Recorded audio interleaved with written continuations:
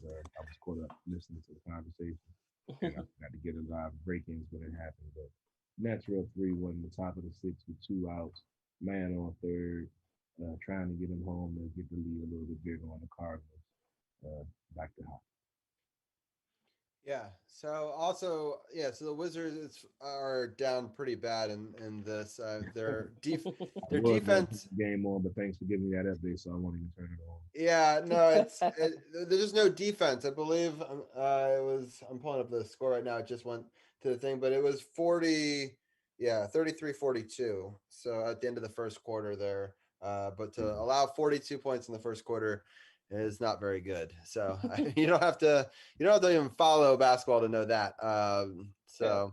All right. Well, looks like I think my Twitch is working again. I didn't do anything different, but other than restart OBS. So I'm hoping that continues to work okay over there. And but anyway, so I just wanted to start that feed up just to see what was wrong there. But let's get into this other this more positive Caps game. Yeah. I'm all for it. So the next night, Capitals play Buffalo, and here we go with a favorite player of mine. I have to say, I'm becoming a huge fan of number 4. Brendan Dillon opens the scoring with his second, assisted by Schultz and Oshie. Ovi scores about 10 minutes later. It's his 21st, assisted by Dillon and Carlson. And Buffalo scores to close out the first. Going into the second period, 28 seconds. Schultz, who's another one we to keep our eye on, scores his third, assisted by Eller. And then Buffalo scores again, but it is still 3-1 Capitals going into the third. Jacob Vrana, single tear. Finally gets his 11th at 1948, and Buffalo does score one more time, but the Caps win 4-3. Maybe it ups his trade value right there. So Yeah, nothing too, like waiting till the last minute, right? too soon maybe, but anyway, yeah, I mean, I thought this was a much better game. Actually, I'll let Carol give his take first, and then I'll give my take on it. I mean, they pretty much handled Buffalo all season. I guess I'll speak more on the goalie situation with Double V. I feel like, we've seen Samsonov, play decently, but we can't see the consistency of save percentage down. Uh, I think they need to go ahead and let Double V get in there and see if he can get locked in like he was when he went through that stretch earlier. Because we did, I know I saw the news earlier. We saw the rumors that they hadn't ruled out Lundqvist possibly coming back this season. But then I saw the news come out yesterday that it's Mm. no, he won't be coming back this season. So I think knowing that and the trade deadline is passed now, they haven't made a move for a goalie. I say let Double V go in there and see if he can get back in the groove like he was before. Because I'm still not sold on Samsonov getting back to the form that the potential of the form that we saw before. Yeah. Yeah, I mean, uh, I don't know. It's hard to know on some of these nights on whether it's the team you're playing or it's more about the Capitals, right? Like I think the Capitals can go out and beat anybody. It's just whether they play their game or not. And you saw it a little bit in this. We keep on beating up on Buffalo and New Jersey, and I don't want to get too excited about that. But at the same time, like you got to play the teams that are in front of you because I was looking at the schedule up ahead for Pittsburgh and they're going to play a lot of these easier teams coming up. So it's like you Hmm. got to take advantage of it when they come. Yep. So I thought that they played well, though. They had to have a game where they answer back. I thought, Dylan was phenomenal early on. I thought overall, I was happy that we were able to answer in the third with that Jacob Vrana goal. But then at the very end of the fourth, or at the end of the third, they scored a goal to make it 4-3, and you get nervous all over again. So it's like Right. I was happy to see in the next game we were able to finally put like a team away where it was not one Yeah. of these things where it's like, oh God, here we go again.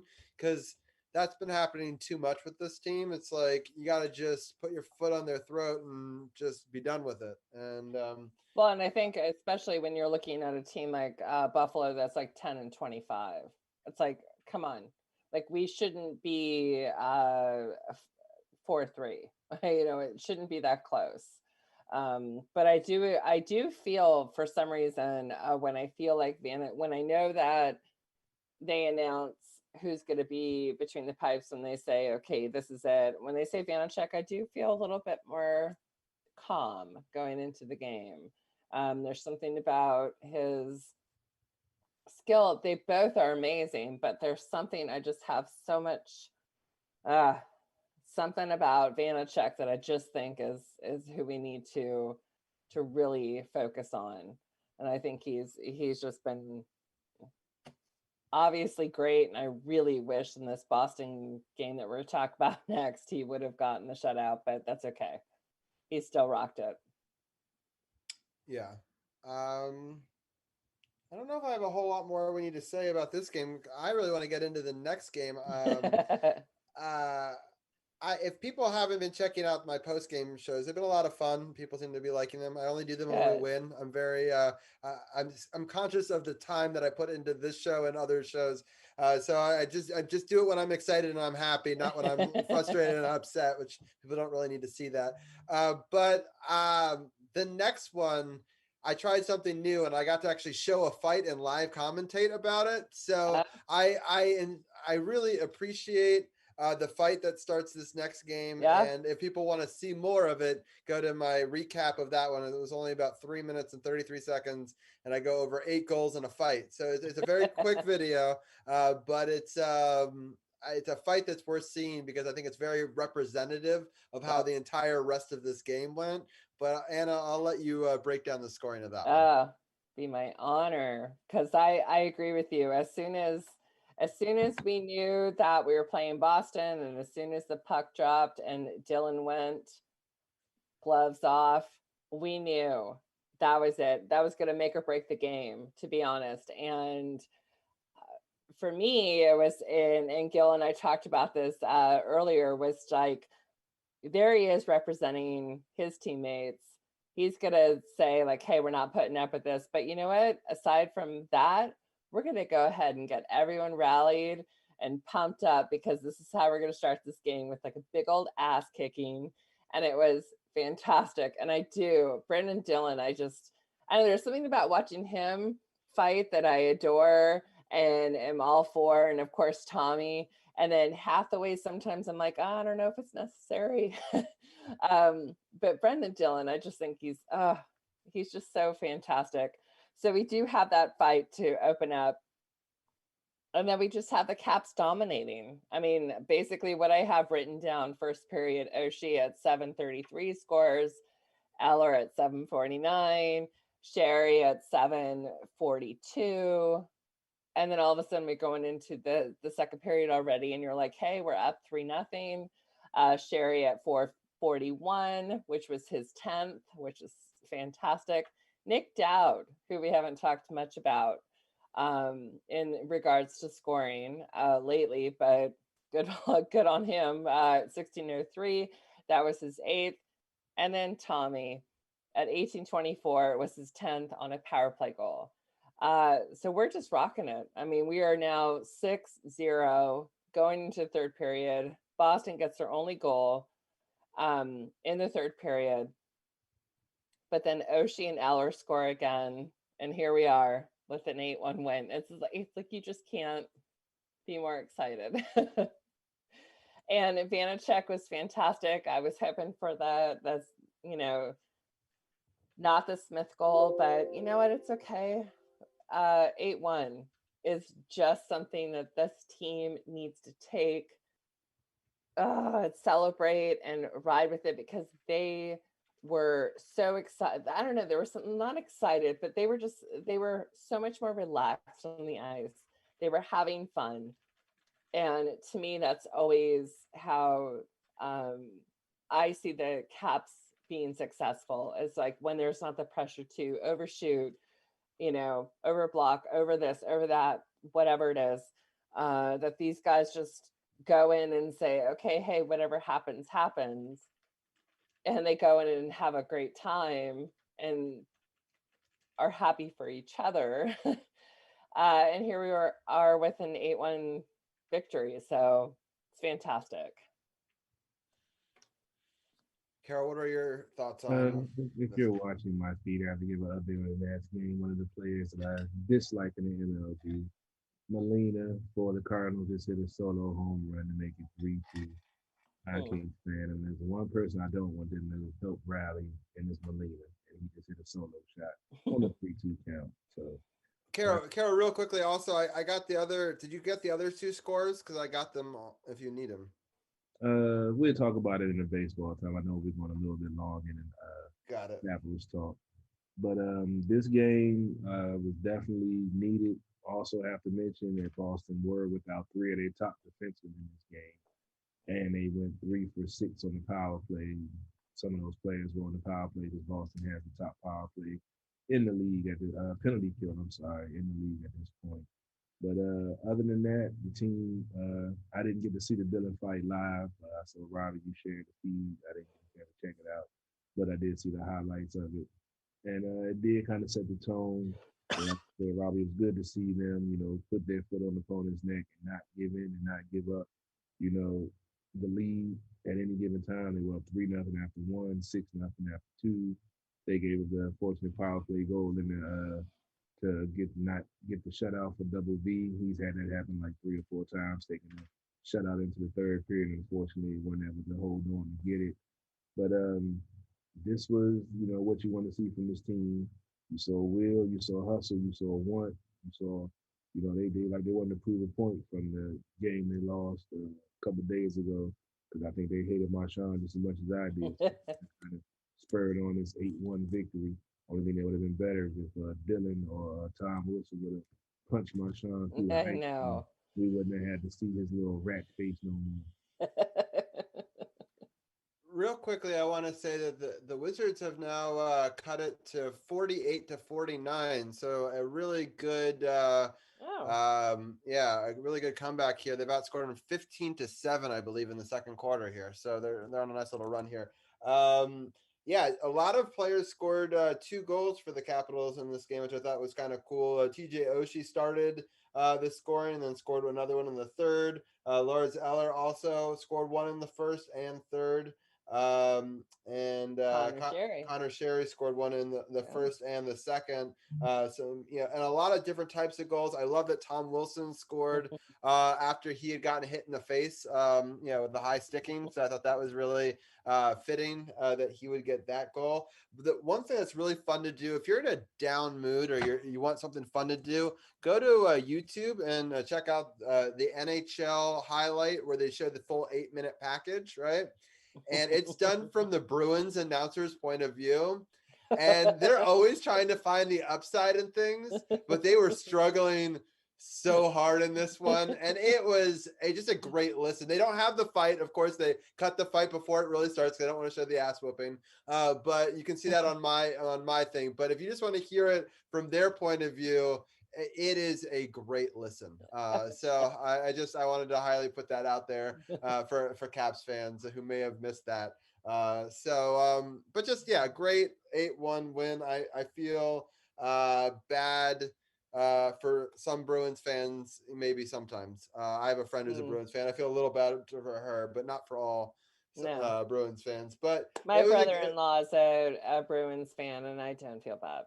nice. Okay. So, but I'm happy they got revenge for the earlier loss, and I think they took Yeah. advantage of the fact that the Bruins played back to back nights, and next weekend the Capitals are going to have to play back to back like noon games, and Yeah. the second one will be in Boston. So like you have to take advantage of it when you get it because who knows what will happen next weekend. So I think That's it's gonna be tough. important to try to take advantage of it while we can.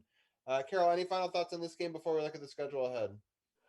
No, we pretty much wrapped it up. It was a great win, great way to end the week, and hopefully carry the momentum into the upcoming one. Cool. All right. So we got Philadelphia and Buffalo. I was hoping we get fans in. If you missed the opener, fans will be coming back, but not until the game against the Islanders on April 27th, because they're going to have these 2 home games coming up, and then they're going to go on the road for 4 games. And that Islanders game, when we get the home fans back for, is the last of 3 games in a row against the New York Islanders. Oh wow. So 2 on the island and then 1 in Washington. But let's talk about the games that are this week, which is Philadelphia and Buffalo, or that's the homestand Tuesday and Thursday. Both those are at 7 o'clock. Well, why don't I ask you about those two first, and then I'll talk about the little road swing or the start to it. Carol, what's your thoughts on Philadelphia and then seeing Buffalo once again? Philadelphia is having goaltender issues for a while now. They still fighting, trying to get into position to make the playoffs. But I think the Cats are in the groove right now, and look like Andrew Stevenson just led off the top of the seventh with a solo home run to give the Nats back their 2-run lead. Yes, because I can't stand the lead. And Yeah. I think that the Sabres, even though it was a 4-3 game, the Sabres, they're a great tough team. They just been playing bad hockey at home for some reason. They can't win at home. But this should be a 3-0 week for the Capitals, who should be getting ready in playoff mode and should be able to put their foot on both of these opponents next week. Yeah, I believe this will be the last game against Buffalo, and I think we've only lost one of them, if I remember correctly. So I know it won't be as good as what we did to the Devils with the 8-0, but I'll take a 7-1 if we can somehow get that. So hopefully we can get that victory. Anna, what are your thoughts on Philadelphia and Buffalo? Oops. Philly. I think we have an opportunity to beat Philly both times as long as our face-off percentage improves. We have been, that I find is a huge weakness for the Capitals. Again, blah, blah, blah, play 60 minutes, all that kind of stuff. But I will find it interesting if we have the new players, the traded players, to see how they do this week, if they're in the lineup and what comes out of it. So I think that's going to be a big opportunity for fans to see, and hopefully applaud BMAC and Laviolette for the trades, because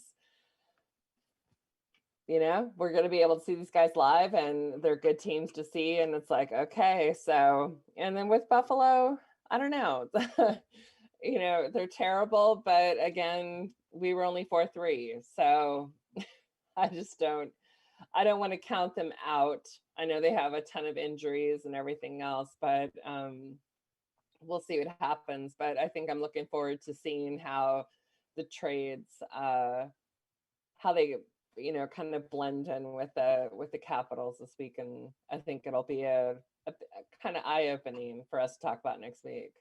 Yeah, so the other two games are, as you were mentioning, we're going to be playing Philadelphia in Philadelphia on Saturday. That's a 12:30 game. That'll be on Comcast Sport or Washington, NBC Sports Washington. Let's call it CSN because it's Philadelphia. They both had CSN. Right. It's so long. But that's on the local one. And it's funny because they still call it CSN on the back end of the Yahoo, which throws me off anyway. And then the other game is going to be against Boston. That'll be on national TV. That'll be the noon game on NBC on Sunday. And we know that Boston's going to want revenge in that one, or at least not to look as bad. So I'm going to go reverse order. Anna, what are your thoughts on, well, you already kind of gave the second Philadelphia, but your thoughts on the Boston one? I hate any time the Capitals have to play an afternoon game. I don't know what it is. I don't know if it's just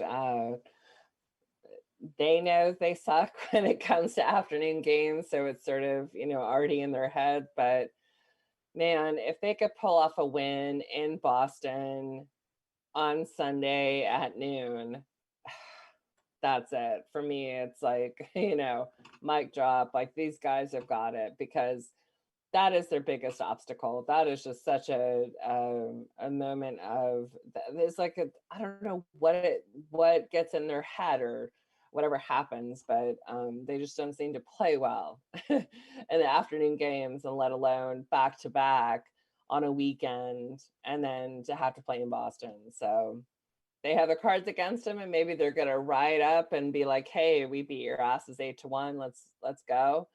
That's what I'm hoping for. And the other side of me is like, okay, let's just play smart hockey and not, have an 8-1 loss.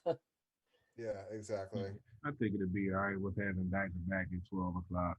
that gets you into a little bit of a rhythm or routine where one day it's 12:30 and 12 o'clock the next day. But we'll see if that helps them going back to back instead of having they got from Thursday to Saturday to get ready for the Flyers at 12:30. So I mean, I'm not gonna say they suck when there's they're what 1-4 and 12 o'clock games. So yeah, the record doesn't say they played pretty well in it, but eventually it just has to come down to you getting out there on the ice and doing what it takes to win the game.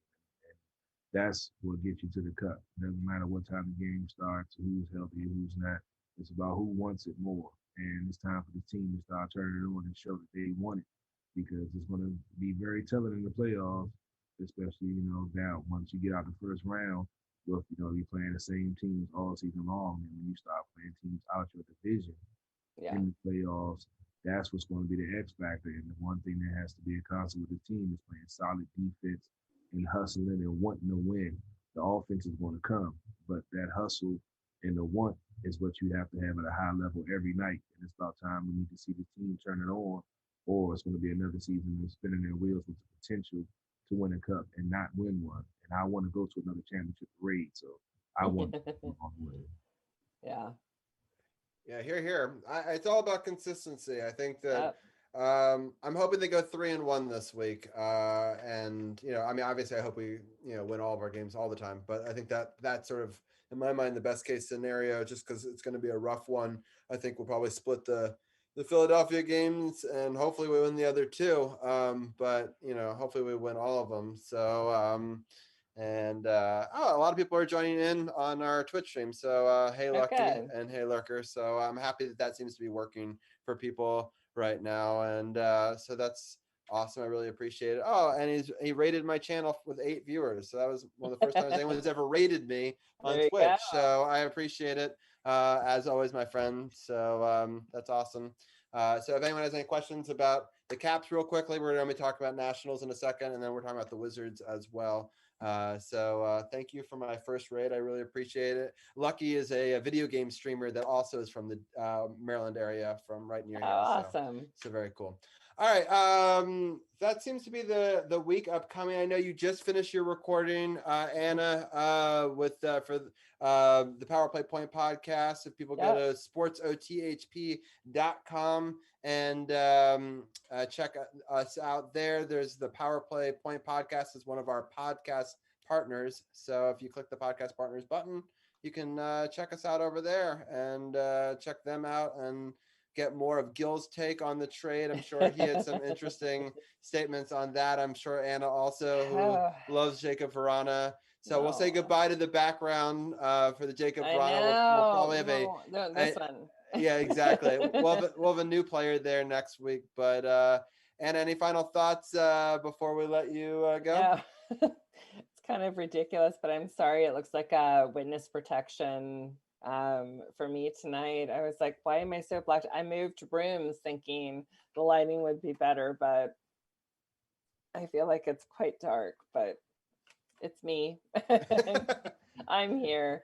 So no, it was I'm looking forward to this. I'm looking forward to seeing the new players. I don't want to think about Frana. I only wish them the best. And yeah, hopefully let's get a Nats win. And I don't know about basketball, so we'll see. Yeah, that's awesome. I hope it's a good week for the Capitals, and I look forward to talking to you next week. All right, I'll talk to you guys later. All Take right, care. appreciate it as always. Take it easy. All right, so I think we'll gonna bring Brian Brennan here. Unfortunately, they just got a base knock. We're at the bottom of the seventh right now. Hey Brian, how are you doing? We'll also bring in How's it going? Tim, and then I'm gonna jump off for the baseball feed and let you guys talk. I'm gonna go upstairs for a second. Hold on, let me jump off my camera, and I'll let the four of you guys talk a little bit of baseball for a minute, and I'm going to go say goodnight to Zach, but I'll be right back on my end. And Carol, I'll let you take it away. I appreciate it, Brian and Tim. First time having you on for Next Talk, Tim, so appreciate you joining us. Glad I wore the right shirt. As Robbie said, Carter got a hit And the start the bottom of the seventh, Nats up 4-2. Matt Comenter at the plate, 1-0 is the count with the ball just now. But let's go ahead and talk about the weekend review for the Nationals. There's only one lone bright spot because they went 1-5 in their delayed season opener due to their COVID issues. They're starting to get some of the players back from that situation, and hopefully, what we're seeing tonight, more offense from the team because in 3 of the first 6 games they got shut out. So hopefully, getting some of the firepower back in the lineup and get this team scoring and get them back on the positive side of the NL East because being in the basement sucks. But let's go ahead and recap. We're going to do a quick run through because, as I said, they were 1-5 with 3 shutouts in 6 games. So not too much to talk about right now. But we can talk about the one lone bright spot, the season opener game against the Braves, which they won in walk-off fashion, 6-5. Daniel Hudson earned the victory with going 1 inning, giving up no hits with 2 strikeouts and 1 walk. Will Smith took the loss for the Braves, who that put him at 0-1. He gave up 2 hits with an earned run in his limited time on the mound. Juan Soto hit the walk-off single, going 1 for 5 with the RBI. Trey Turner went 1 for 4 with a 2-run home run and 2 RBIs. Andrew Stevenson, who I just mentioned, homered and top of the inning to give the Nats back their 2-run lead. He went 2 for 4 that game with the RBI. And Jonathan LaCroix, who was a coveted free agent, went 1 for 4 with the RBI double, a 2-run RBI double to help the Nats secure their first win of the season in walk-off fashion. Brian, did you get a chance to check this game out, and what was your initial thoughts on this first game with Juan Soto and Acuna Jr., the future faces of the NL East and MLB baseball in this first game? Yeah, I got to see the end of this game. Obviously, a really exciting ending with the Nationals walking it off. It's obviously frustrating to go into the season as shorthanded as the Nationals did. Going into this game, they were down several of their key players, but to come in and to win that first game, I think is huge. To that point, the Atlanta Braves had not won a game to that point in the season, so to continue their losing streak was definitely exciting. And basically, what more can you say about Soto, man? I mean, he's one of the best players in baseball. He's an incredible talent to watch. And he's proven it so far, even though the Nationals have struggled other than this game to start the season. Soto's had a nice start to the season. So despite players not being there, whether it's to injuries or to this COVID situation, Soto's been a big bright spot so far. So, yeah, definitely a good win on opening day. It was good to have fans back at Nationals Park as well. Yeah, definitely a feel-good win. No doubt, no doubt. Tim, what is your take on that season opening win with the great Juan Soto walk-off fashion? I thought it was a great game. The Nats got a little bit lucky playing the Braves early on in the series just because the Braves had a really slow start to the season and started out 0-4. So although the Nationals lost the whole first series because of the Corona outbreak, the Braves started just as slowly as they did. And I would say for the Nationals, besides getting the win, the Scherzer start was pretty promising in the sense that, yes, he gave up, I think, 4 solo home runs, including 1 on the first pitch of the game, but he really settled down. And that's what aces do. He knows he can't be beaten with just solo home runs. So he kept the Nationals in the game, and he passed it to the bullpen. And the bullpen did a nice job and kept it close so they could come back. And obviously, Scherzer's second start was great, even stronger. So that was really nice to see. You know, he's getting a little older, but he's still really strong. Oh yeah, no doubt. Max, sometimes, his adrenaline and want to do sometimes, throws off his pitching, especially, opening day. He's always overhyped and, he had sometimes overthrow the ball, but he definitely kept him in. Yeah, I saw the, giving up the 4 solo home runs. I had a bad feeling, but the Nats were able to come back. He was able to get everything under control, and the Nats were able to come back and win. And these next 5 losses, I'm just going to breeze through because it's not really too much to talk about. And we have NBA talk pt2 and live lookings on the Wizards game. The second game of the series was a loss to the Braves, 7-6.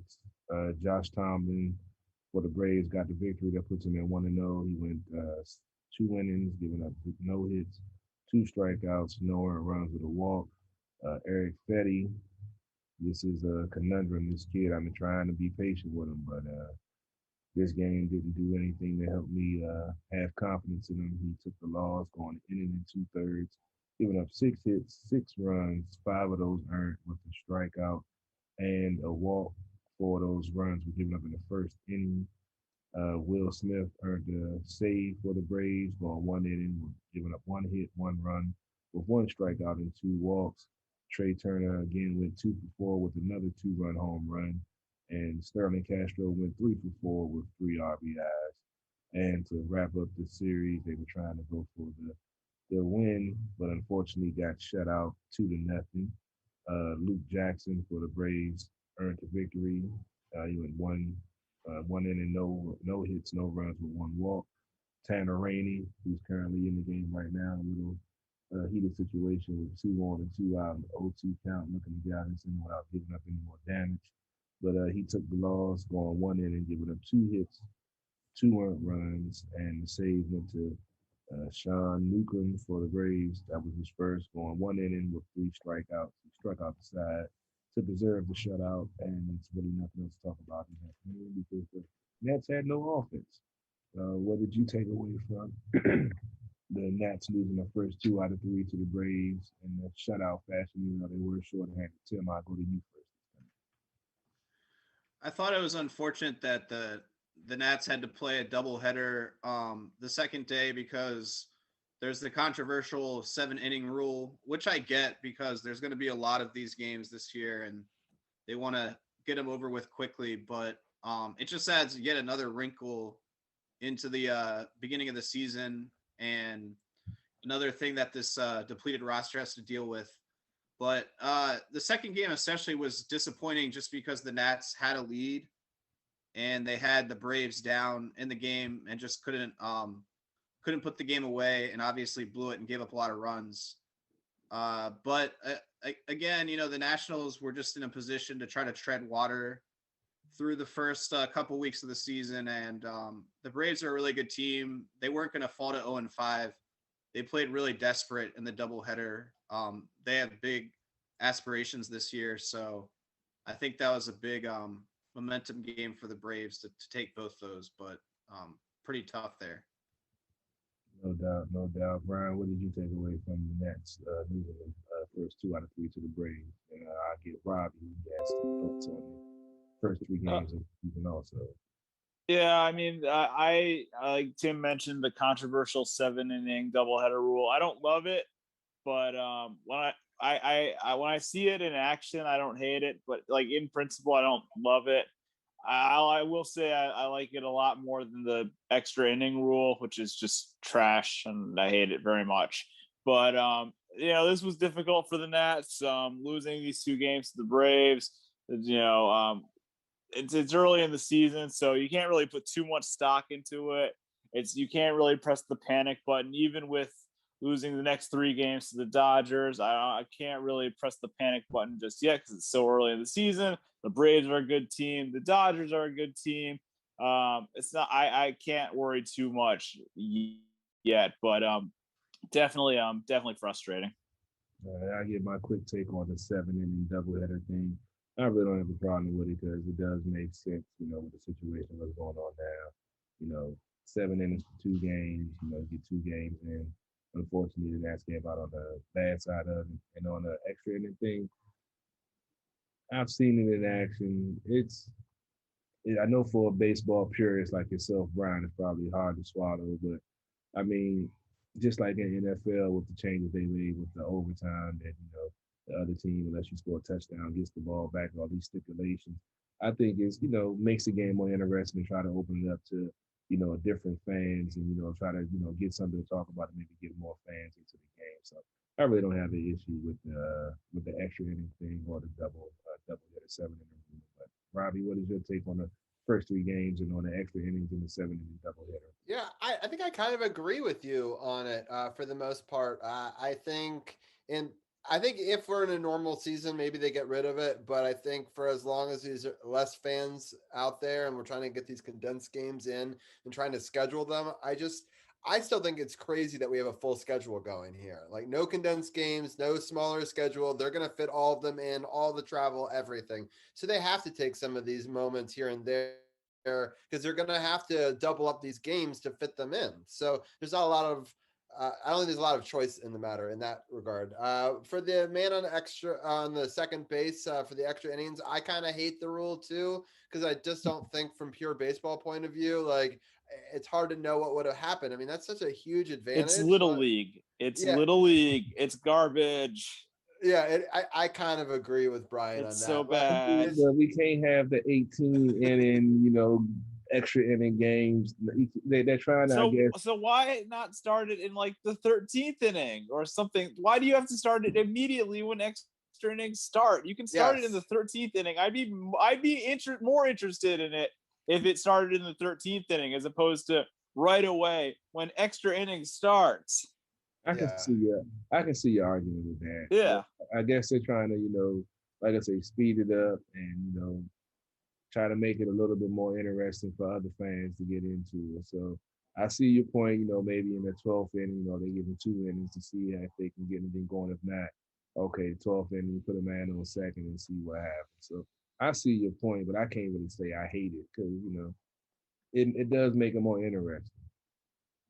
Yeah, I can see that part of it. But my thoughts on the first 3 games, I actually thought that I was happy that they got a win in the first game. I thought that it showed a lot of resilience in it. I was disappointed they couldn't take one of the double header games. But you're talking about a team that had gotten to play the previous week, and Washington wasn't even able to practice. And so that obviously throws off your pitching, your hitting, everything. So I'm just happy they got one. I was more disappointed in the next 3 games. I honestly, I didn't watch much of it, so I won't say a lot about them, but I was obviously disappointed that we couldn't get at least one win, in LA. But Carol, I'll let you break that quickly down. All right, yeah, this is going to be a real quick wrap up. For one, I hate the Dodgers. For 2, it was a sweep. First game was a 1-0 loss to Walker Buehler, who's definitely going to be a pitcher that's going to be causing problems throughout his career because he's definitely got solid stuff and he's still so young. And if you hear that in the background, my dog decided to chew on his bone right now, going out.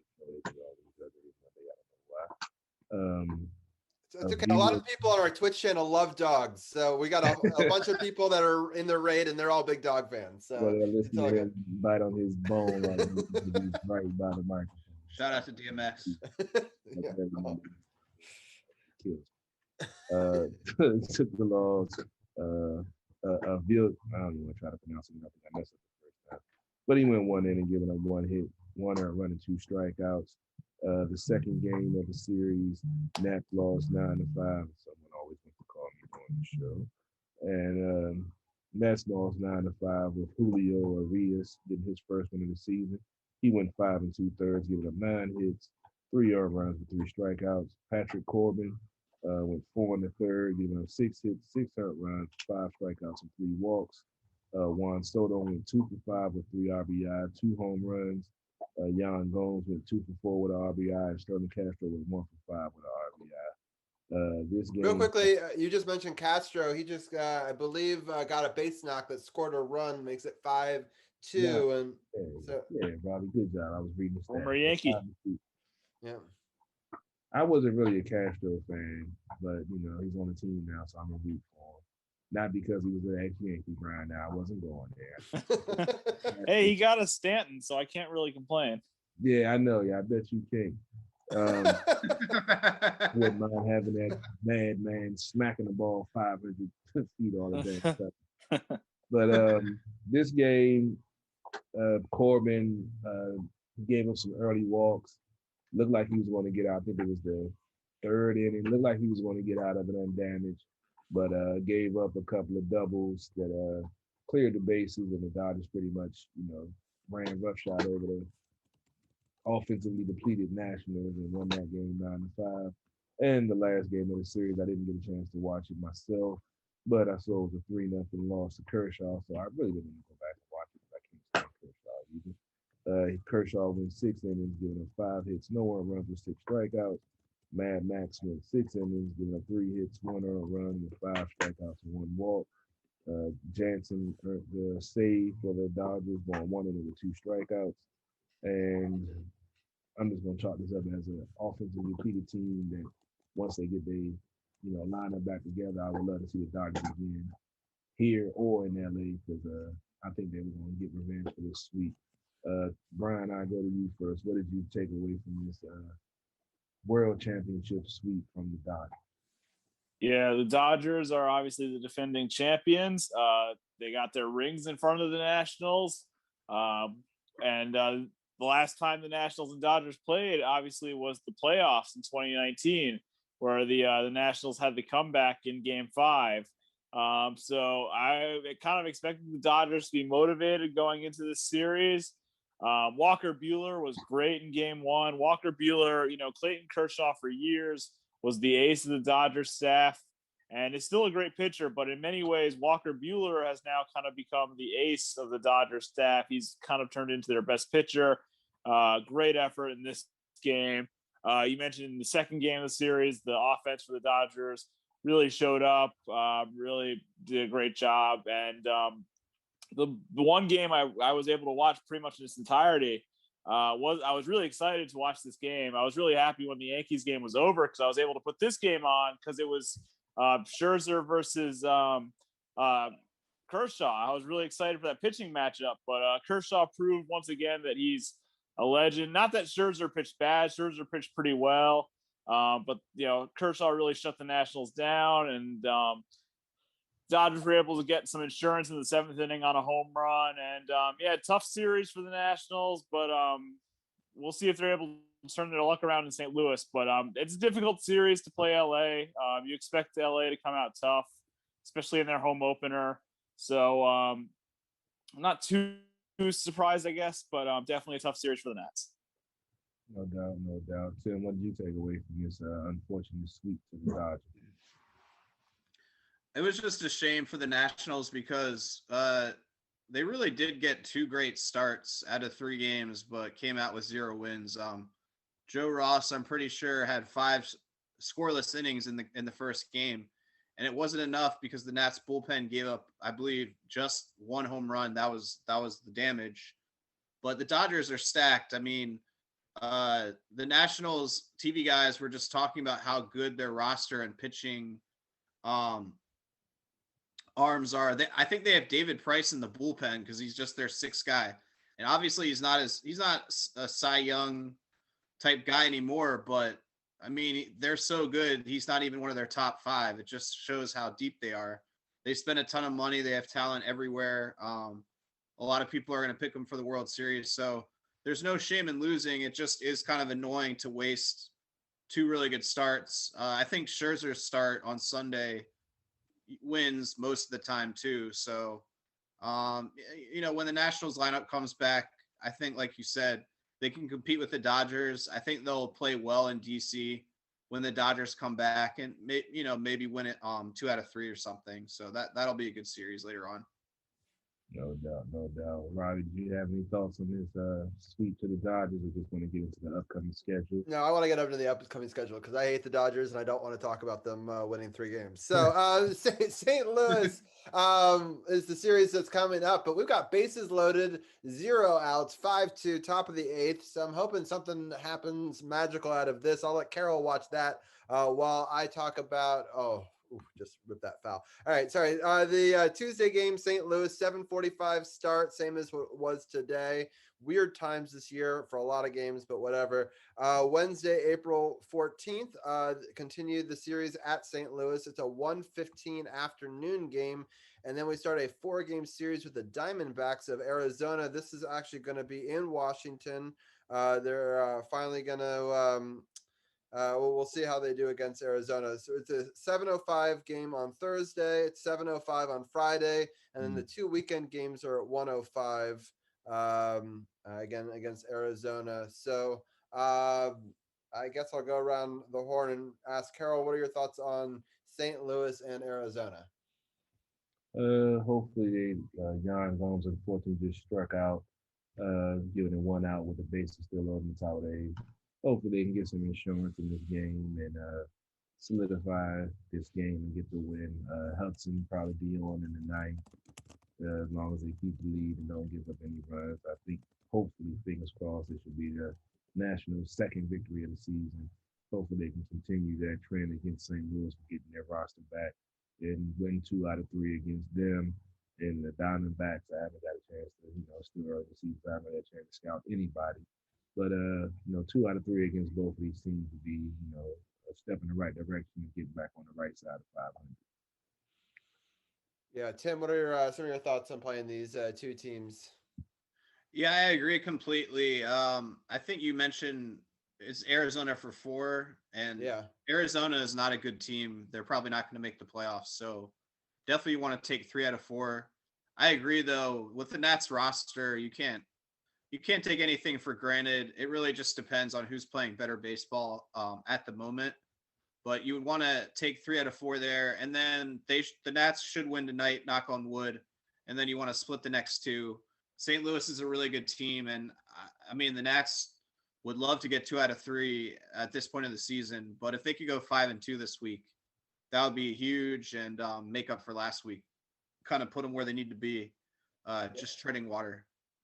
So Ryan Zimmerman is up right now, batting average. He's at 381 on the season. Is that correct? Uh, Yeah, he's been good. It's early. That's crazy. It's very early. You got to Yeah. keep that in mind. No, I know, but He's still, been like he didn't play last year, and just a lot of people didn't know if he was going to be washed up or not.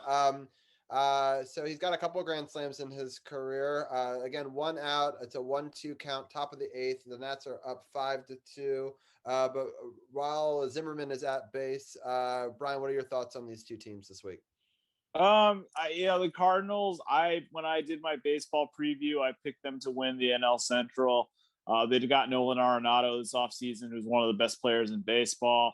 They already had a really good team. Jack Flaherty's a really good pitcher. I'm not sure who's pitching for them in these upcoming games, but I think you like you said, win this game tonight. Add insurance runs here. This is a big spot for Zimmerman or whoever's up after him. This is a big spot. So add insurance runs here, win this game, and then split the next 2. And then, like you guys said, that Arizona series, got to win at least 3. Got to win at least 2, preferably 3 of those games, because Arizona is not a playoff team. They might not even be a third place team in the NL West. They're not that good. So win those games and just get this, turn it around. I think this will be a much better week for the Nationals than the first week. Yes, I hope that it is a better week. But I want to stay here for his base is loaded. So we got to fill or something. We got to do something, as they say. Well, we'll talk with the Wizards scoring update. Wizards are actually winning 71-69 with a 10:41. Oh, now 73-69. I think Westbrook just hit that bucket in the third. Westbrook has 14 points, 11 rebounds, and 7 assists already. He had 3 or 4 games in a row with a triple-double. We'll go through all those stats in just a moment. To play at the plate, and he's out, unfortunately. So that is unfortunate. They didn't get anything there. That wasn't that deep of a fly ball. But 2 outs, you go for it. You never know, ball might not go on the straight line. But yeah, unfortunately, Nats didn't get to add any runs on that. The bullpen has to lock it down for the rest of the game. All right. Well, that was a solid, first, official Nats talk. Last week we talked about it, but it wasn't, I would say, official. I'm happy we had Tim and Brian joining us for this chat, and I'm looking forward to bringing some of the other guys in for some basketball talk. Carol, you're going to dip out, but you're going to still keep it rolling. I'm going to keep my feed going. I'm going to leave with a parting question for the NBA roundtable with the Wizards. They have turned around and got the lead tonight, but how much longer do you leave Scott Brooks at the helm with the talent that this team has and being in 12th position in the weak NBA East? And I'm out for now. Yeah. I don't know. I think at this point, I think you probably ride it out for the rest of the season. Tim, can I ask you to turn on and off your camera for just 1 second? I'm just for positioning, and then that way we get all of us in the right order. All right, there we go. Perfect. Thank you. All right, so we're gonna bring in all of our round table for some people that are watching live on Twitch. So I thank the 11 people watching over there right now. If people haven't seen this before, this is the Wizards Roundtable. We're going to go through the games that happened this week. We'll talk about the game that's live happening. We'll also talk about the upcoming week. Carol did pose an interesting question. I'll ask all of you guys. And Arun, if you want to jump in on camera, you can now as well. Arun is here. Always with the great backgrounds. All right, so we Washington is up 73-70. It's been an exciting week. I'm going to introduce some of our guests. So you've already heard Brian Brennan. He's a Yankees New York sports fan. Does upon further review with Brian Brennan. We've already talked to Tim. Tim is actually mostly a Baltimore sports fan, but he does root for the Nationals as well. We're going to bring in DC's People's Champ, who's part of the No Spots podcast. Busy week with wrestling. He does wrestling news on his show. If you go to SportsOTHP.com, click on the podcast partners button and click No Spots podcast, you will get all of the wrestling updates. I'm going to start with you, Champ. How are you doing tonight? You said it best. A very busy week with wrestling. WrestleMania was just this past weekend, and myself has sit there almost like a little over 7 hours of live streaming covering WrestleMania. So fun times. How are you guys doing? Good. Yeah, it's I'm happy as long as the Nats keep winning, and somehow the Wizards have turned this game around. Usually last week when we cut to them at the beginning, they completely fell apart. So I was like, great, and there's still a lot of time for Utah to take over this game. I don't want to get too far ahead of ourselves, but Westbrook is playing well. 9 minutes, 24 seconds left in the third quarter here. Again, the Wizards are up by 5, 75-70. Now it's 75-73.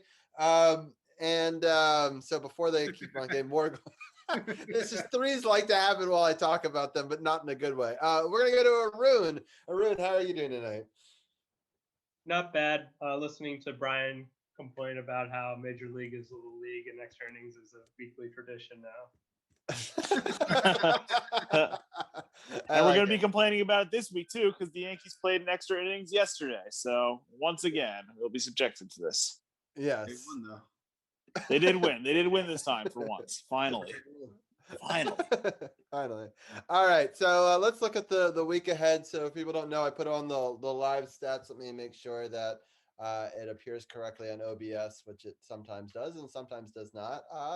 That's pretty good. I'm going to shrink it a little bit. While I do that, let's talk about the week that was. So overall, they did better in some ways than I expected them to. But a lot worse than others. So let's just go through it. The first couple of games was against the Magic. The Wizards actually kind of dominated this one. Russell Westbrook had another one of his triple doubles, 14, 15, and 23. We talked about how this was a big game, sort of setting the tone before they had to go out west.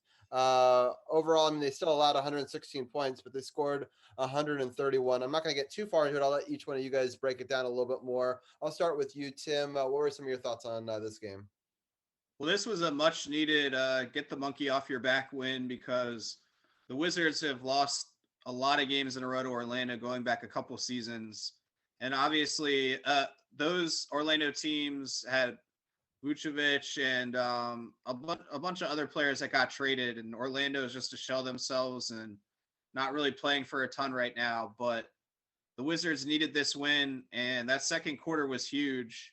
I did kind of worry that Orlando was going to take this game, because they did have a good run in the second half and made it kind of close in the end. But the Wizards pulled it out, and they made up for that terrible buzzer beater controversial loss. They finally got a win in Florida, and it was a feel-good win before that really weird long road trip out west.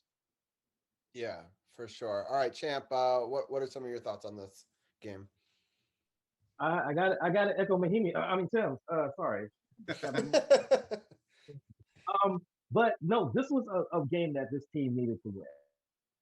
especially after the heartbreaking loss they had to Toronto, where they were up by as many as 19 in that Toronto game, only to lose by 2 at the buzzer. So this was a much needed, much well deserved win for this team. They went out there, they scored well, they shot over 50% both from the field and from 3-point land, and made all but 2 of their free throws. Those are good recipes to be able to win, even if you don't play very good defense. As long as you can shoot the ball pretty well and make your free throws, you're gonna win games like this. Tim said it best. This team's not playing for much anything. They're pretty much they're a couple games behind us. They're pretty much at the bottom of the barrel, so they don't really have much going for them as well. So this is a much needed win for this team and a much deserved win. Yeah. Arun, what are some of your thoughts on this? Yeah, this was like they both have pretty similar records, the Magic and the Wizards. Right now, the Wizards only have one more win, which is pretty bad, but overall, still an impressive win. The shocking thing to me was Westbrook only took 11 shots. He had 15 assists. He made all 3 of his 3-pointers. Denny also had 16 points, and after the game, Bradley Beal on Denny, he says Russ yells at him if he doesn't shoot the ball, and whenever Russ yells, you do what he says. So that was the takeaway from this game, pretty much. It was just a blowout against a bad team. Even though Orlando did have more wins, Otto Porter didn't play, so they were pretty shorthanded in this one. And good win for the Wizards with Beal and really back in the lineup. For sure. Brian, any quick thoughts on this before we move on? No, I think everybody said it best. After the loss on Monday, which I think left a bad taste in everyone's mouth, I think it felt good to come out and to win this game against Orlando, a team they've struggled against. You guys mentioned it; they had that losing streak again. So to finally end that losing streak is good. Orlando traded all their good players basically at the trade deadline, so they're basically tanking at this point. So it's a little surprising that their record's not much worse than the Wizards, but yeah, this was a good win. I think especially after the loss to Toronto, I think it's one you want to have. So I think the Wizards will take it. For sure. All right, let's just for timing purposes, I'm going to try to quickly move through these different games here. So the next one was against the Warriors, which I was really surprised by this result in a lot of ways. The Wizards started off really hot. The Warriors came back a little bit in it. And then in the fourth quarter, I thought the Warriors were just going to take over and kind of win this game, but the Wizards were able to hold on and get a big victory. Arun, what are some of your quick thoughts on this game? Yeah, Beal was pretty horrible for most of the game, and then down the stretch, Russell Westbrook to tie the game to take the lead. Russell Westbrook took a 3 and he missed it. Bradley Beal grabbed an offensive rebound, shot it up in the same motion, and completed a 4-point play, which was the key to the win. And prior to that, Beal had 2 turnovers in a row, and the Wizards actually had the lead, but at that point, they'd blown the lead. Looks like they were trying to tank with Bertans playing defense towards the end of the game. But at the end of the game, the Warriors drew up a really good play, but Denny did a good job forcing the pass away, which forced a turnover by the Warriors, and the Wizards ended up holding on for the win, which is a surprising win. Maybe it's too little too late, but we'll see. Champ, what are some of your thoughts on this win? Bradley Beal had a sore back, and he put the team on his back the final 6 seconds of this game, scoring 6 points, including the 4-point play that would ultimately be the difference in this game. And that's just goes to show you the type of leader that Bradley Beal continues to be for this team. Westbrook played absolutely phenomenal as well. Rui even played well. He had 22 points as well. And Robin Lopez had 20 as well. So the front court even contributed in this game as well. Overall, this wasn't a surprising win given the fact that this Warriors team is not the same Warriors team that was winning championships and games left, right, and in between. It's not the same team. So that is that's why this win doesn't surprise me. They went into the West Coast to begin this West Coast swing, and they needed to make a statement. And they made that statement. It wasn't like a dominating victory, but it was still a statement win for this team, especially coming off the win over Orlando. Yeah. All right, Tim, any thoughts on this game? I just thought Denny played huge. Like Arun said, he had a great defensive play at the end. And even after Beal's amazing 4-point shot to go up by a point, the Warriors still missed 2 opportunities to come back and take the lead or tie, which is a credit to the Wizards defense. And the Warriors, they started out pretty good this season, but they're really tanking. Looney's been disappointing, and I think Wiseman's out for the year. And Wiseman was one of the few Warriors that played really well. He scored 18, as you can see, but he had a really nice shooting touch on little jumpers. So I think he's going to be a really good player. And but the Warriors just are kind of crumbling at the wrong time. All right, and Brian, final thoughts. Yeah, I wanted to go back to something Champ said, that, this isn't the same Warriors team that was winning the championships. He's right. Kevin Durant's gone. He's in Brooklyn now. Klay Thompson's recovering from an injury. Who knows when he'll be back? Steph Curry's been dealing with injuries on and off. Same with Draymond Green. It isn't the same Warriors, but this is still a good Warriors team. And so this is a good win to have. I thought Beal's 4-point play was very impressive. That was probably, I haven't seen every play from the Wizards this season, but if I had to pick one, that's probably the play of the season so far for the Wizards. That's one of their top moments so far. So to win this game, to go on a winning streak at that point, to be 2 in a row, I think was really good. I know Andrew Wiggins was getting some criticism after this game from Warriors fans for his play down the stretch for them. But this was definitely a good win for the Wizards. And yeah, the Beal 4-point play is definitely going to stick out in a lot of people's minds. For sure. I thought that was pretty incredible when I saw it myself. All right. So I'm going to just go through the scoring real quickly in the Suns game, and then I want to get into this live game that's happening as well as preview the upcoming week. So the next game was pretty much a blowout, and the thing you got to know is in the third quarter is where the difference happened. The Phoenix Suns outscored the Wizards, as you can see here, 44-24, and that blew open a relatively close game up until that point. Arun, what are some of your thoughts? Yeah, that 44-24 quarter was pretty huge. I thought Scott Brooks tried a Jedi mind trick on the Suns in the first half. He put Rui on Chris Paul and the 6-foot Raul Neto on Mikal Bridges, and it kind of messed with the Suns a little bit in the first half. In the second half, they were not having any of it. Devin Booker made a few really nice half-court passes, bounce passes, which were Magic Johnson-esque. And the Suns are second best team in the West, so they were going to take advantage of the Wizards, who played the previous night, and it wasn't even a close game at all. Yeah, for sure. All right, Tim, your thoughts on this blowout?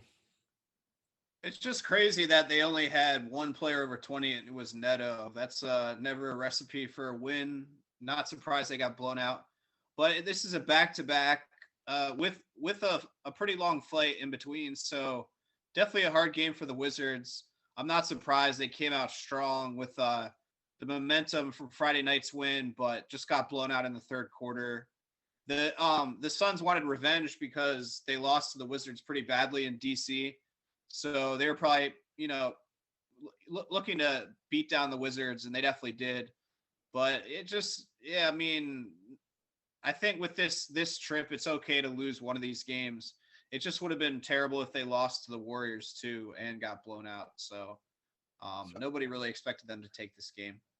Yeah, so I just saw a stat. I think it's the 35th game now for Bradley Beal scoring over 25 points for this season. He's tied for the league lead in that statistical category. So Bertans just hit a field goal from outside. It makes it 86-80 with 3 minutes left in the third quarter. And then again, I'm talking and Utah scores a 3. So now it's 86-83. So again, I'll stop talking because they seem to like to score 3s when I do that. And we're going to move on, and I'm going to get Champ's thoughts on this game, and then I'm going to get Brian's thoughts as well. I'm gonna be real short and sweet with this one. The Wizards got their asses whipped on this game, pretty much.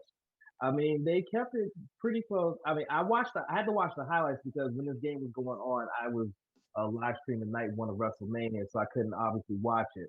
But I did go back to watch the highlights, and yeah, it was close the first half, but once that third quarter happened, the route was on, and this was just something they couldn't recover from. Yeah, Westbrook got a triple double. Oh, good job, Westbrook. He got a triple double. But it didn't mean anything. You didn't have Beal. Beal was out with a sore back. He was out. And you had Bertans was not playing. He was resting because it was a back-to-back. So you had a couple players that were out that could have been key in making this a lot closer game than it could have been. So bottom line is, I don't have much to say about that except this is just an effort. Period. Yeah. I have to go back and look at the exact numbers, but I think he's only like 16 or 18 triple doubles away for the NBA all-time record. So I have to go back to see exactly what the number was. There's 21 games left. And it's funny because he might be the first person in history to have more than 20 triple doubles in a season and have a losing record over those games. So that would be an interesting statistic that I saw some people pointing out that's never happened before. And I hope that doesn't happen. I mean, you want to get wins. Exactly. Yeah. I hope that doesn't happen, but I can't say I'd be surprised if it did in this season. I wonder if he just tries to squeeze as many triple doubles out of this season as possible, knowing that like there's not a whole lot for the Wizards to play. Now, they're only, I think, 4 or 5 games, I want to say, outside of a playoff spot. But they'd have to jump 3 or 4 teams. And so I still think it'd be difficult, not impossible, but I wonder what they're playing for now. Is it for triple doubles? Is it for wins? Is it for seeding? They're going to be in this awkward in between spot where they probably can't tank so low that they're going to get the top pick, but they also can't.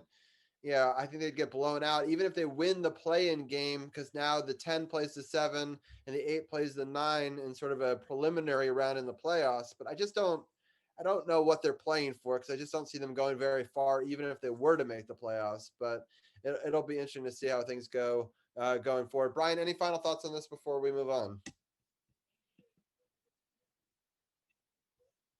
Brian? I guess that's a no. Yeah. No. All right. I think Brian might be frozen. Go Knicks. Yeah, Knicks I think won tonight. So. Yeah, the Knicks probably won. So he probably just froze his feed. Anyway, so that's funny. But Brian, if you hear us, jump off and jump back in, I guess. Anyway, we're going to move on to tonight's game. Right now, the updated box score is as follows. Bradley Beal, again, as I was talking about, has scored over 27. Westbrook still stuck on 7 assists, so he needs to get 3 more assists in the next quarter and 2 minutes, which is very easy for him to do. He's at 12, 7, and 18. Right now, the score is, I believe it's still 86-83, because I think they're coming out of a timeout. I know that Google is sometimes a little slow on this updated score box. The MSNBC Washington said West was at 8 assists. He needs 2 more assists for the triple double. Oh, yeah. See, I told you this thing is slow, but it's the same score. So I don't know. One of them's wrong. But anyway, the Wizards are shooting an outside 3 and they drain it. I think he got fouled on that, right? Is that a 4-point play? I think. Yeah, it is. Oh, the Utah player is unhappy with that, but he hit him on the follow through. I think that's a good call. 9 from Westbrook, by the way. Oh yeah, there you go. Okay. Yeah, we'll see. We'll see if he does it. But anyway, so the potential 4-point play here. Arun, what are your thoughts on this game?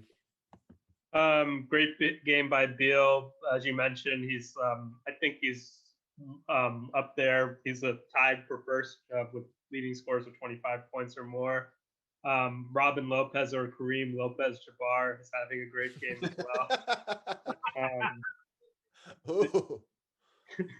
a vicious dunk was just thrown off of a steal. And they also an interesting stat that the most converted and ones for a 3-point to make it a 4-point play, I believe, is actually by the Wizards. If I read that stat correctly. So, or maybe there's just and ones in general. But it's interesting that the Wizards would be the best at converting and ones. I wouldn't have expected that. But yeah, I think that they're playing, surprisingly well, 92-85 against Utah. Arun, any other thoughts on it? No, just Daniel Gafford. He's having a great game as well. He came back in that Suns game, so that was the one positive. So the Wizards are getting healthy bodies back, including Bill in this one. So, and surprised they're winning by this much against the Jazz team, who they already beat earlier in the year, and they're number 1 in the West. So we'll see what happens for the remainder of this game. Yeah. Tim, any thoughts on this game? As we just hit another 3-pointer to make it 95-88 with just under a minute left in the third quarter. No, just crazy that Rui and Denny haven't scored and Bertans only has 3, according to this box score. So normally you count on those guys for a lot of points, but Beal is really picking up the slack, and let's hope maybe the Wizards just match up well against the Jazz for some reason. Yeah, it's interesting. I don't think that this doesn't seem like it's updating correctly. They're just this is making stuff up, right? They have a lot of points, but interesting that would be wrong. No, but maybe they're right. I don't know. It doesn't. In a quick cursory look, it doesn't look like there's enough points on that board. But Bertans is in a 4-point play, so I'm pretty sure that's that can't be right. All right, let's try to refresh this. Yeah, Bertans now has 7. So I'm surprised that he now has 7. Yeah, I'm surprised that Rui only had. All right, Denny still has 0. That's Rui scored a couple of buckets. Yeah, so this is jacked. We're gonna not go with that anymore. But ultimately, I can't believe they've got a 10-point lead. And they're holding for the last shot. I'm gonna keep it here, and then we're gonna take a look at the schedule upcoming. So Westbrook has 23 of Washington's 91 all-time triple doubles now. nice. And a drive to the basket. Did he get fouled before the buzzer? I think he did. I think he's gonna go. They're not. Oh no, they're saying that was not a foul. Interesting. All right, 98-88, end of the third quarter. Let's look at the schedule upcoming real fast. So there's a Kings game on Wednesday. It's a late one. It's a 10 o'clock game. And then they come back to Washington. The New Orleans Pelicans will play on Friday at 7. And then to back-to-back, they'll play again in Washington, this time against the Pistons on Saturday. And then next Monday, the Thunder come to town. It's an 8 o'clock game, and we will be obviously coming on with our basketball coverage right around 10 o'clock, 10:15. So that'll be in the fourth quarter of that game when we're coming on. So that'll be interesting to break down. Arun, Kings, Pelicans, Pistons, and Thunder. What are your thoughts on the upcoming week? The Kings game, the two of the worst teams. I'm guessing the Wizards are going to beat the Kings. And then both New Orleans and Golden State, they're both trying to get the play-in game. Golden State is 10th and New Orleans is 11th.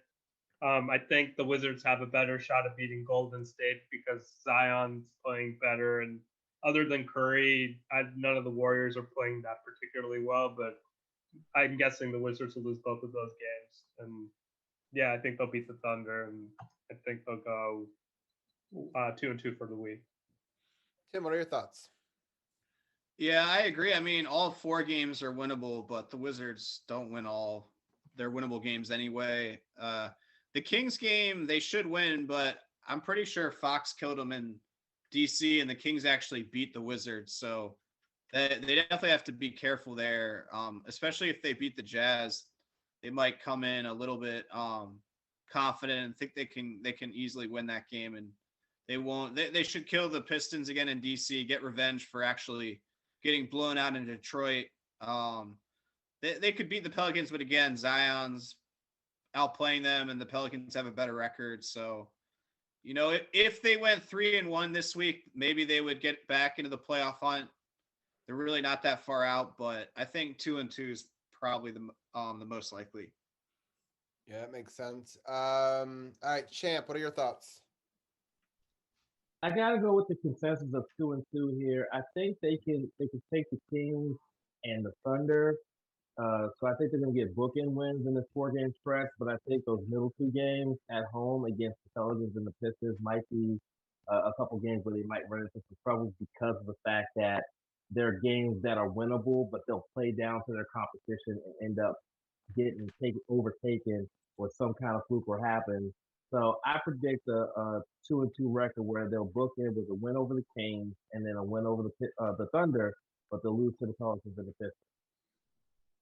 Yeah. Oh, I just figured out I can change the cameras and see a different set of 4 people. That's good to know. Well, I'll welcome Brian back in. I'm sorry I didn't notice that Brian was back. Brian, what are your thoughts on this upcoming week? Yeah, I kind of agree with everybody else. 2-2 sounds likely. I'm gonna say they beat the Kings and the Pistons. I don't think either of those teams are very good. The Knicks actually played the Pistons last week and just blew them out by like 40 something points. So, and I know the Wizards lost to the Pistons recently, so they're going to want revenge. So I'm thinking those are the games they win. And yeah, 2-2 weeks sounds about right. Sorry, I kind of glitched out for a second. I don't know what happened. I think something went wrong with my phone. I glitched out for a second, but I'm back.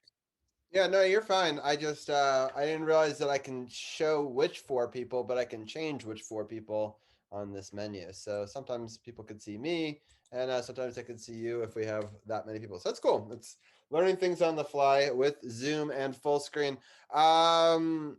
Did everybody get their take, or did I miss anybody on this upcoming week? Taco Bell take. Taco Bell take. Oh wait, never mind. That's Tim. All right, well, I'm going to stop this screen share there so that way we can all join back real fast on the OBS feed.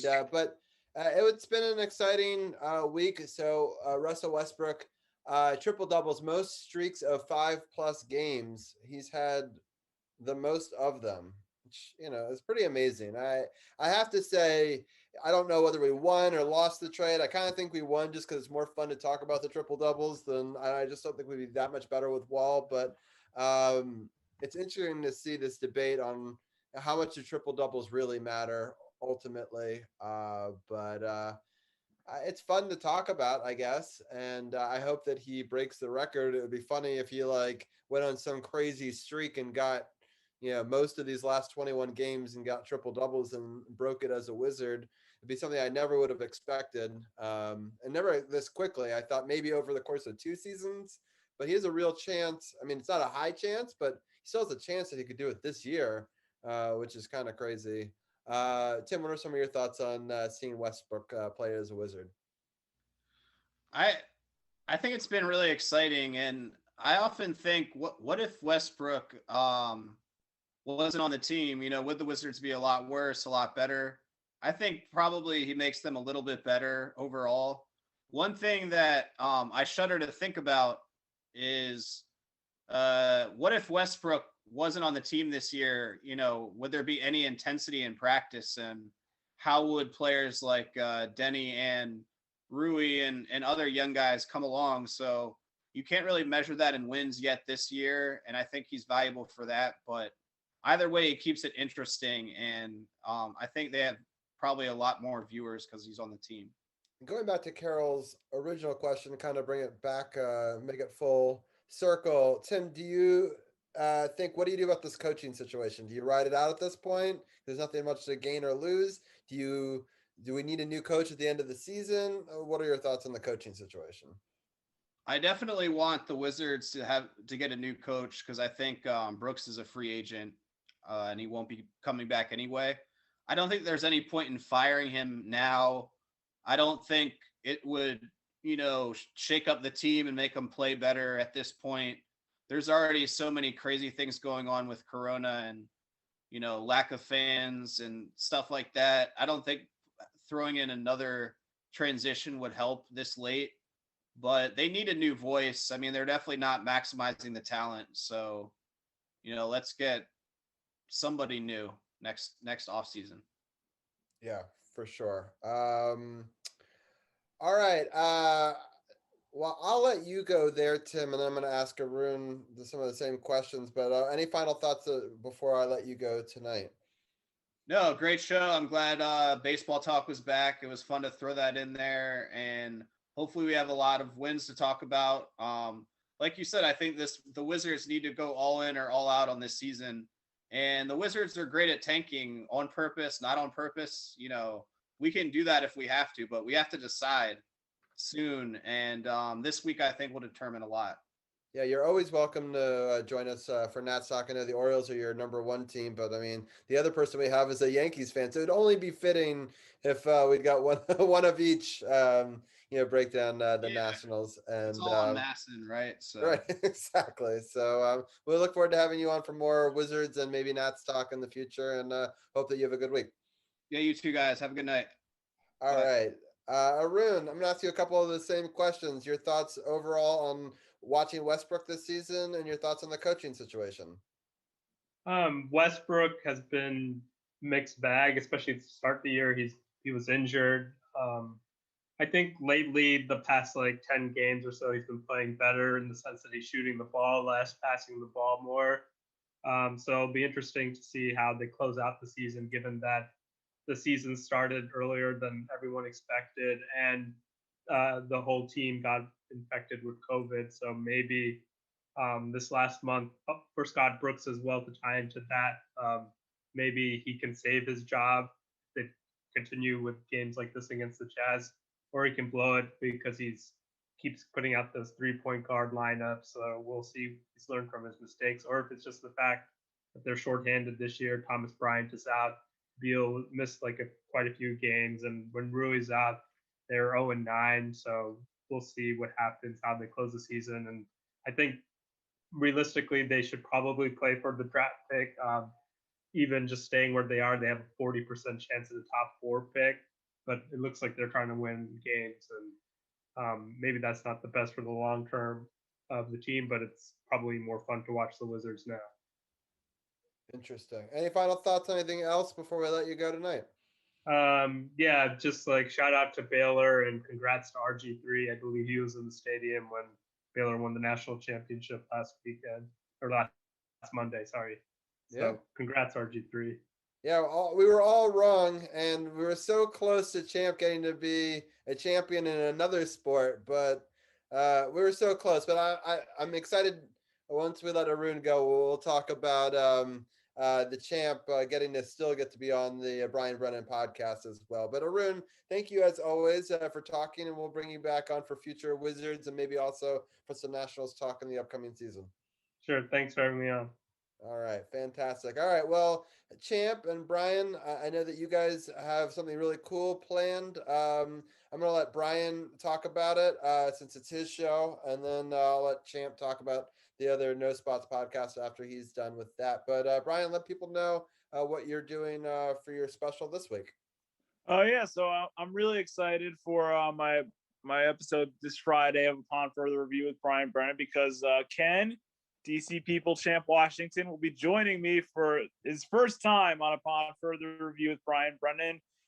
We will be recapping WrestleMania. I tried to watch as much WrestleMania as I could. I did. I tried to watch as much of it as I could. But either way, I think I'm pretty well informed into what's happening, and I'm going to interview Champ about it. I'm also going to ask him about Washington football team, the Wizards a little bit, the bracket challenge. It's going to be really fun. I'm really excited to have Champ on. Check out the latest episode that's just dropped this past Friday. That was fun too. Talking about going to New York and getting my first COVID vaccine. Just a great week for me last week. And check it all out Upon Further Review with Brian Brennan. It's going to be awesome. Can't wait to have Champ on. Yeah, I'm super excited. I've been waiting for this collab for a while. I've been behind the scenes trying to hope for it. And so I'm excited to do that. But again, Upon Further Review with Brian Brennan, SportsOTHP.com, podcast partners button Click on his link there. You'll have all the latest podcasts there. He does a great show. He's going to split time talking about New York sports, different perspective there, but also talking about the national sports scene as well, and talking wrestling for the first time. So that'll be really cool. And I look forward to that. And Brian, thank you as always for joining us, and we'll talk to you next week. No problem. Thank you. And shout out to the Yankees and the Knicks for both winning tonight and providing me a great night. Have a good one, folks. That's awesome. So I'm happy that your teams are doing well. Right now, the Nats are up 5-2 with a runner on second, 2 outs, a full count, 3-2 here. And it was a ball. So now a first and second, and now a home run ties the game in the bottom of the ninth. The Wizards are up 109-92 over the Utah Jazz. All right, Champ, what's going on in the No Spots podcast this week? Well, I mean, of course, we're going to recap both nights of WrestleMania, which was absolutely amazing. So we're going to talk about that. We're also going to do a little bit of a recap of what's going on in New Japan. They're on the road to Wrestling Dontaku. We will also be recapping the week in terms of the fallout from WrestleMania with Raw and SmackDown. NXT's on a new night, so we're going to talk about that. And we're going to have a whole lot going on with No Spots, and I cannot wait for my appearance on Upon Further Review with Brian Brennan. I'm very excited about that. This is going to be a great, great week. Yeah, I'm super excited about that too. So that is awesome. I look forward to it. A lot of wrestling news, especially with WrestleMania. So I'm happy you guys will get it all covered over there. Thank you, Champ. As always, we'll have you on for more basketball talk and maybe even get you on for some baseball talk as we get on with the months as well. And thank you, as always, for joining us. And we'll talk to you next week. Take care, guys. Have a good week. All right, Champ. Take it easy, man. All right. So, Carol, I have to say this was the most people we've ever had on Twitch. Lots of conversations. I know that you're not watching the chat with us, but full-on conversations. Lots of fans of all different sports teams watching us. New exposure. So I really appreciate everybody. We now have moderators over there. I even made Champ a moderator over there. We got bots and lots of new stuff. So just really excited about the growth over there and our push towards affiliate. You'll hear more about me talking about our push to affiliate in the month of May and try to get subscribers over there and donations and things like that coming soon. So thank you, everyone. We need a minimum of 3 people viewing to try to get to that next level. So tonight was a big part of that push, and I really appreciate everyone for coming through. We're going to do a raid once Carol does his goodbyes. Probably raid Kenny Jukebox, but I'll let people know in chat about that. But Carol, any final thoughts before we let you go and we end the show? Watching the Nats game, 0-2 count, 2 out, 2 on, bottom of the ninth. Nats up 5-2. Brad Hand about to deliver. Outside 1-2. Just want to appreciate all the new folks tuning in on Twitch. Folks checking out my YouTube feed. I'm working on getting back on Twitter since Periscope has been redirected. I'm having some technical things I'm working on right now, trying to get it linked up. But back on Facebook. Appreciate y'all checking out the website, checking out the pages, liking the post, sharing the post, checking out Robbie's post games. This why we love doing it for, you the fans, to bring you some real sports coverage like you get nowhere else, especially in the DMV. Make sure you check out SportsOTHP.com for all the latest sports breaking news. Make sure you check out At the Bar Radio Sunday night, 6 o'clock. Sports, politics, current events, and as always, independent music, which I'll be playing some at the end of my feed. It's always representing Renegade, and also have a new artist that we've been highlighting to make sure I get her name right for the folks that's tuning in. It's TJ May. She's from New Zealand. Yeah, we get music from all over the world. We're not just here in the United States. We stream all over. So if you got some music, anything you want to send in, inbox me on Facebook. Give me Carol Porter III. And we'll go from there. Also, if you're in the market for a new or used pre-owned certified vehicle, come holler at me down at Waldorf Honda, 2450 Crane Highway. Get the deal done for all the best cars out there on the market. You can't go wrong with a Honda. And that's pretty much it. I'm always in the show with Renegade, and as I say, I'm gonna play another video after that. TJ made. We always highlight them on at the bar radio, so I'm bringing some of that flavor from the other show to this show. So as I always say, stay tuned for so much more. We got a lot going on, and just appreciate y'all riding with us.